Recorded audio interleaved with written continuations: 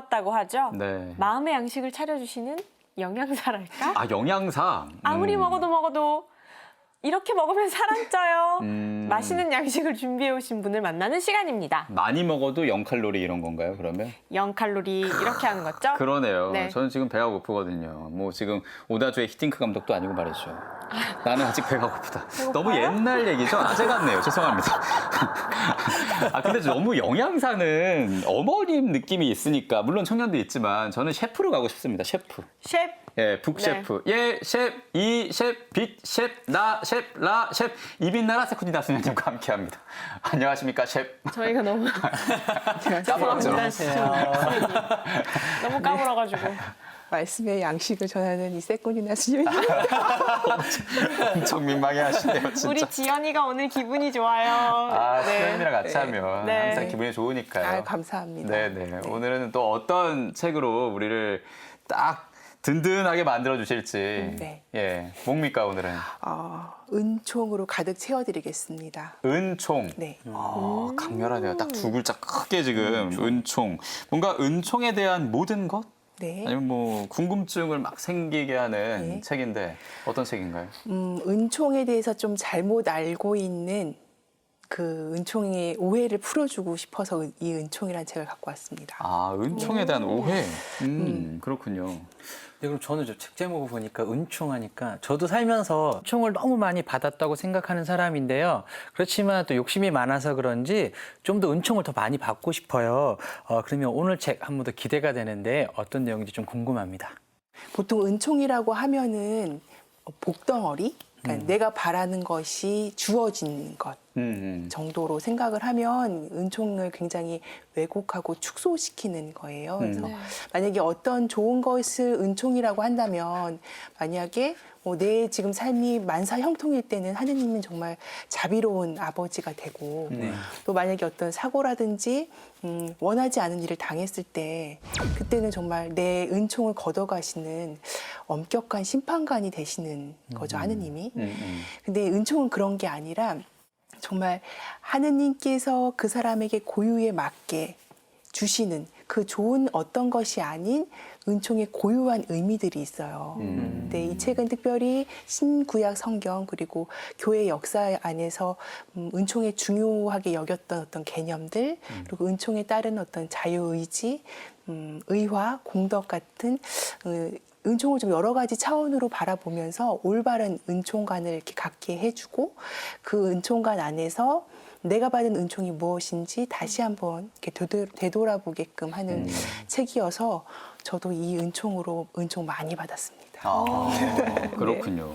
은총이라고 하면 사실 범위가 굉장히 넓잖아요. 네, 그래서 뭔가 정의하기도 참 어려울 것 같다는 생각이 드는데 이 책을 쓰신 저자는 어떤 분이신가요? 예, 최현순 박사님이시라고 네. 지금 글로 또 강의로 신학을 가르치고 계세요. 그러니까 신학이라면 참 많이 어렵게 생각을 하는데 그 신학의 문을 낮춰서 사람들이 이 신학 안에서 신앙의 어떤 깊은 맛, 삶의 지혜를 좀 발견할 수 있도록 이렇게 인도를 하고 계시는데 이 그레고리안 대학에서 교회론을 전공을 하셨는데 원래는 과학 선생님이셨대요. 아, 그래요? 예, 근데 과학이라는 것이 이성으로 냉정하게 분석해서 입증하는 것만 받아들이는 학문 분야잖아요. 근데 지금은 이제 보이지 않는 하느님을 이야기하는 신학으로 자신의 삶을 이렇게 전향할 만큼 그 신학과 교회를 아주 많이 사랑을 하시고 이 신학을 배움으로써 그것이 단지 지식이 아니라 자기 삶을 되돌아보고 그 안에서 하느님을 만나게 도와주는 좋은 영적 멘토 그런 분인 것 같아요. 그렇군요. 그럼 멘토 같은 그 교수님이 쓰신 책이라 그런 건지 이 책 머릿말 첫 문장을 보면요. 누구나 살면서 한 번쯤은 죄 없이 고통당하는데도 하늘이 침묵하는 것을 경험한다. 이러한 경험에서 나오는 예리한 질문과 마주한 분야가 은총론이다. 저는 론 하면은 그 영화 건축학개론부터 떠오르는데 은총론이다라고 하니까 더 궁금해지기도 하고 조금 어렵진 않을까라는 생각도 들고 어떤가요? 네, 은총론 딱딱한 책이긴 한데 은총 자체가 하느님과 또 나 그 사람들과의 관계를 조금 더 부드럽게 하고 어떤 평화롭게 하는 우리가 상상하기로 이미 알고 있는 예. 그렇기 때문에 이 은총론을 계속 읽어보다 보면은 내가 이미 은총을 충분히 받고 있었구나. 그리고 하느님은 정말 은총에 은총을 더해주시는 분이구나라는 나 그리고 하느님을 만나게 해줍니다. 그래서 은총에 대한 어떤 오해를 바로 잡아준다고 했잖아요. 구약 성경에서 원래 은총은 어원상으로 하느님의 눈에 들다 총애를 받았다라는 뜻이에요. 그래서 그 말씀 자체로 제가 많이 묵상을 하면서 나라는 존재가 이미 하느님 눈에 들었다라는 거 굉장히 큰 힘이 됐고 조금 마음이 이렇게 처지거나 했을 때 단지 내가 무엇을 하고 선행을 하고 이런 것이 아니라 내가 정말 하느님이 눈에 들어있구나. 그 나를 사랑으로 지지해 주시는 하느님의 그 시선에 내 시선을 맞췄을 때 그 어떤 것과도 바꿀 수 없는 정말 그 기쁨, 그 위로를 많이 느낄 수 있었고 물론 내가 하느님의 눈에 든 사람이긴 하지만 죄를 또 짓게 되잖아요. 네. 그럼에도 불구하고 하느님은 그 은총을 걷어가지 않으신다라는 거. 그것을 예수님이 보여주셨죠. 하느님께서 예수님을 우리에게 보내주셨고 예수님은 우리의 죄를 대신해서 돌아가시고 부활하신 그분. 그러니까 예수님 자체도 우리에게는 은총인 거예요. 그래서 내가 어떤 죄 중에 있건 아니면 정말 하느님의 그 자녀답게 살건 하느님께서는 그 모두 나의 온 존재의 은총을 베푸시는 그 하느님, 자비의 하느님을 만날 수 있고 그렇기 때문에 은총이 자비의 복음이라고 합니다. 그렇군요.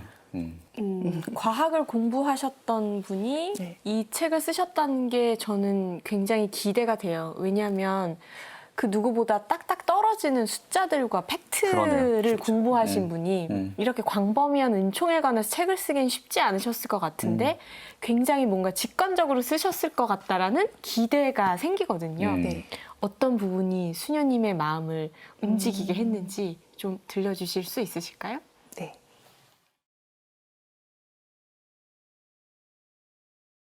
중요한 것은 누가 더 크고 좋은 은사를 받았는가가 아니다. 저마다 모두 고유한 은사를 받았고 관건은 어떻게 이 은사를 사용하는가이다. 아무리 큰 은사를 받았더라도 공동체의 선보다 자신의 영예를 위해서만 사용하고자 한다면 아무리 작은 은사라도 다른 사람과 공동체를 위해 그것을 사용하는 사람보다 못할 것이다. 사실 은사의 크고 작음이라든가 더 좋아 보이는 은사라는 것도 우리 인간의 잣대일 뿐이다. 은사의 가치는 그것을 주신 분, 곧 하느님이 판단하실 것이다. 따라서 어떤 사람이 받은 은사를 다른 사람의 은사와 비교하면서 열등감을 갖든 우월감을 느끼든 둘 다 그리스도교적이지 않다. 하느님께서는 주신 은사의 종류나 크기가 아니라 받은 은사를 가지고 얼마나 큰 사랑을 실천했는지를 보신다.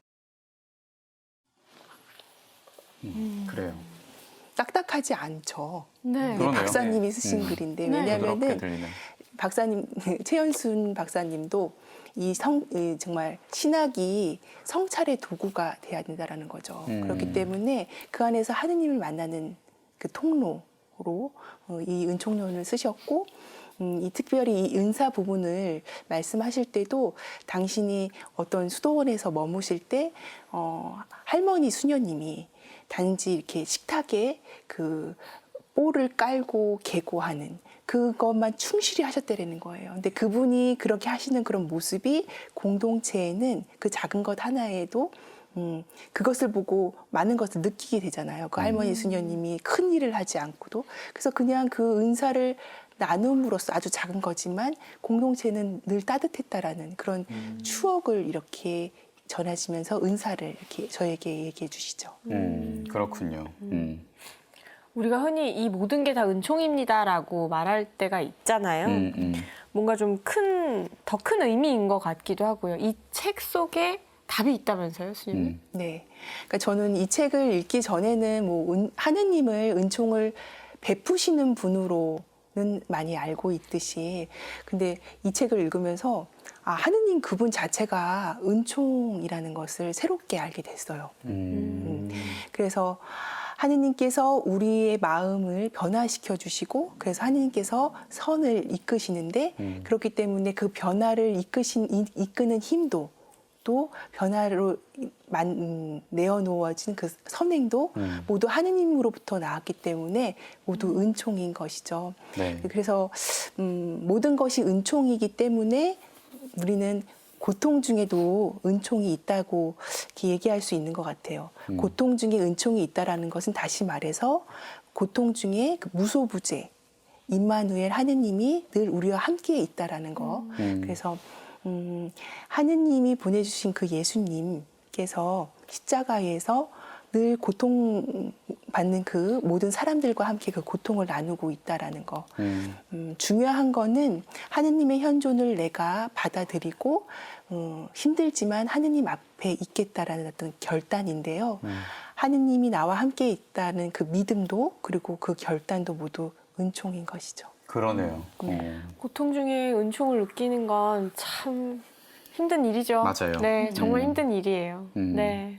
그러면 수녀님은 언제 이 모든 게 다 은총이었구나라고 깨달았던 때가 있을지 좀 간단하게 얘기해 주신다면.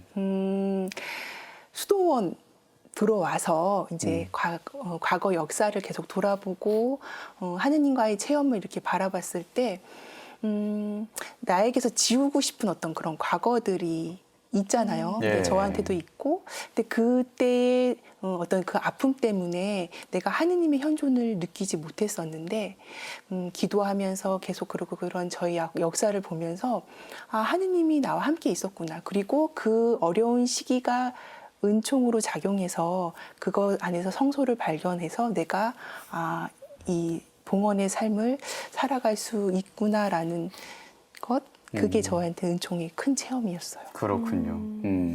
그러네요. 교수님 은총의 체험도 듣고 저도 많은 은총을 또 많이 받았다고 아까 말씀드렸는데 그리고 또 그 무엇보다도 또 수녀님께서 말씀하신 그 책에 관한 은총에 관한 설명을 들어보니까 내가 느끼고 내가 받았던 것만은 다가 아니었구나라는 것을 또 느낄 수 있었던 맞아요, 것 같아요. 그러면 이 책을 어떤 분께 추천하고 싶은지. 우리는 누구나 살면서 인생의 고비를 만나게 되고 그 고비에 홀로 이렇게 남겨진 듯한 어떤 고독감 그리고 정말 가진 노력을 했지만 모든 것이 무산되어서 어떤 것도 할 수 없는 어떤 무력감을 빠질 수도 있는데 그때가 바로 우리가 하느님께 돌아가야 하는 그런 신호인 것 같아요. 그래서 특별히 이 책은 새로운 기회 그리고 새로운 어떤 희망이 필요한 분들이 읽으시면 좋겠어요. 은총을 주시는 하느님 또 은총 자체이신 하느님께서 지금 나와 함께 있다라는 그것을 믿고 또 보이지는 않지만 성령께서 은총이신 성령께서 나와 함께 있다라는 그 믿음으로 살아간다면은 정말 꿋꿋하게 다시 용기를 내면서 내가 받은 은총이 무엇인지 발견하면서 다시 일어날 수 있을 것 같습니다. 네, 네. 그래요. 어려움 속에서도 은총을 찾겠다는 그런 마음을 가질 수 있게 하는 은총. 오늘 성바오롯다열 수도회 세 셰프 이빛나라 세콘디나 수녀님이 소개해 주셨습니다. 고맙습니다. 감사합니다.